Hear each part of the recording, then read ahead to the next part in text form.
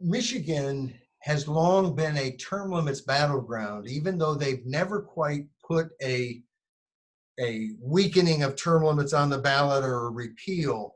From really the first in 1992, there were three states that were hard fought over term limits. So lots of money coming on the no side. They pretty much realized they couldn't beat the issue, but they thought maybe in these states they could, which was Washington, Michigan, and Arkansas. And we won in all those states and every state where it was on the ballot, 14 of them in 1992.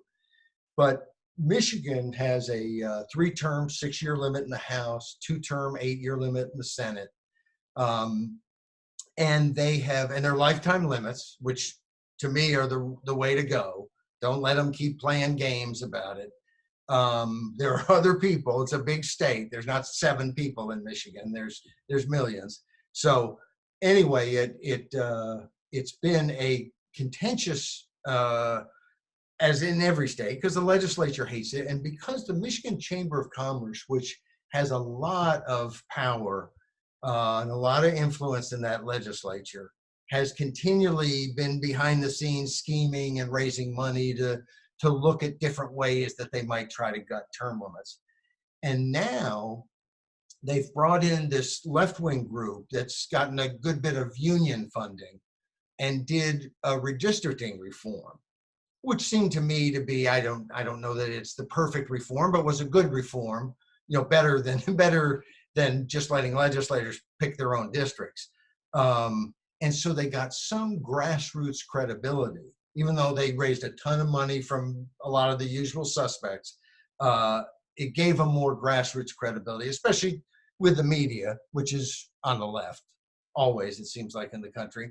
And so the legislators and the chamber are kind of salivating that they can suck in, here's this liberal group with some credibility as a grassroots group that does reform, having secret meetings with the Chamber of Commerce and the Republican Senate President and the Republican Speaker of the House. And why wouldn't they all get together? Because they're all about, let's carve up the state so we can get what we want. Any decent grassroots group would never be in a meeting looking at how can we somehow hoodwink the people. And what they're looking to do is, can we come up with some sorts of reforms that sound good, that we can weaken term limits enough that it won't ruin the deal. In other words, we know the public likes term limits. We don't care.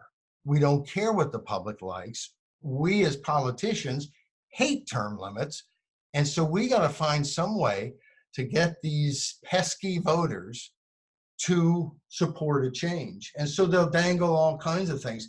In Arkansas years ago, this is common sense, we did quite a number of commentaries about what happened down there, but they put a measure on the ballot. It came from the legislature, and the title was completely convoluted and tried to make people think it established term limits when it more than doubled the limit. But it also banned gifts from lobbyists. Well, that was a lie. But the title said it banned gifts from lobbyists. Now lobbyists buy meals all the time for virtually the entire legislature. So, it complete lie. It set up an independent commission to deal with pay raises.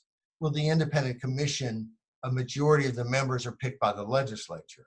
So the legislature, after this independent commission got going, they got 150% pay raise. So this is the sorts of things that the Michigan legislature and this left-wing group, whose name is Voters Not Politicians, meaning politicians, not voters, but they and the chamber are scheming up. Years ago, when they were trying to weaken term limits in Los Angeles, the League of Women Voters there combined it with another issue and was very open about, well, we could never get the voters to vote to weaken term limits unless we gave them something. But that's their attitude.